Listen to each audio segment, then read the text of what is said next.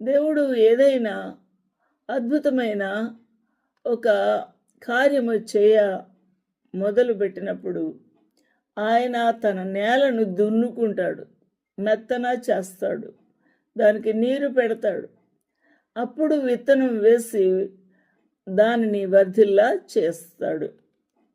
ఆ విధంగానే రైతు చేసినట్టుగా మన ప్రభువు అబ్రహాము హృదయమును మెత్తన చేసి నేలను తడిపినట్టుగా తన హృదయమును కన్నీటితోనూ విరిగి నలిగిన స్థితితోనూ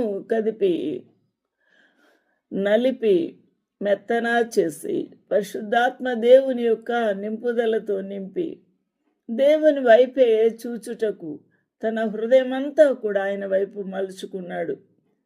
నిరీక్షణతో ఎదురు చూడడానికి తన హృదయమంతా కూడా ఆ ప్రభువు వైపే తిప్పుకున్నాడు. ఇక లోకములో ఉన్న ఎటువంటి శక్తి కానీ ఎటువంటి మనుషులు కానీ ఎవరు కూడా సహాయము అబ్రహాముకు చేయలేరు అన్న సంగతి సత్యమని రుజువు చేసుకొనుటకు గాను ఆ ప్రభువు ఆయనను నిరీక్షణతో ఎదురు చూచుటకు సమయం తీసుకున్నాడు. ఈరోజున నీ జీవితంలో నా జీవితంలో కూడా నిన్ను నలగొట్టుటకు ప్రభుకి ఇష్టమవుతుంది, నిన్ను మెత్తన చేయుటకు ప్రభుకి ఇష్టమవుతుంది. నీలో నుండి ఒక అద్భుతమైన విత్తనము మొలకెత్తి అది ఎదిగి ఫలించడానికి ఆయన వేసుకున్న ప్రణాళిక నెరవేర్చుకోవడానికి ఆ ప్రభు ఎక్కువ సమయం తీసుకోవచ్చు. రోజున అబ్రహాము 100 ఏండ్లు దాటిన తర్వాత ఆయనకు తను వాగ్దానము చేసిన ఆ కుమారుని శారాకు అనుగ్రహించి ఉన్నాడు. దేవునికి మహిమ కలుగుగాక.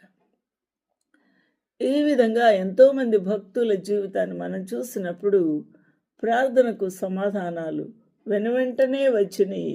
కొన్నిసార్లు ఎంతో ఆలస్యముగా కూడా వచ్చింది. అది వారి వారి స్థితిని బట్టి, వారి యొక్క హృదయ స్థితిని బట్టి. అబ్రహాము కేవలము మరి దేవుని వైపే చూచుట కాదు కానీ మానవుల వైపు కూడా చూస్తున్నాడు. మానవుల నిందను అవమానం వింటున్నాడు.